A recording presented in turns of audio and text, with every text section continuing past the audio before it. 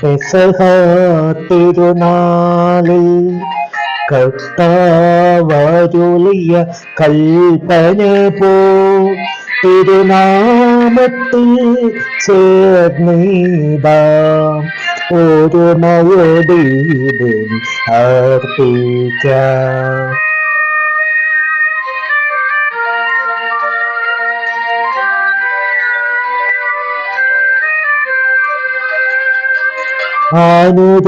അനുരഞ്ജിതരായി തീർന്നിടാം നാമമൊരു പീഠമൊരുക്കിടാം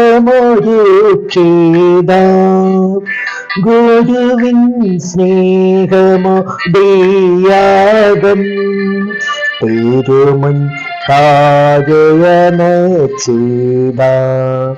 അന്നാ പെസഹ തിരുനാളിൽ കർത്താവരുളിയ കൽപ്പന പോ തിരുനാമത്തിൽ ചേർന്നിടാം ഒരുമയോടെ അർപ്പിക്കാം.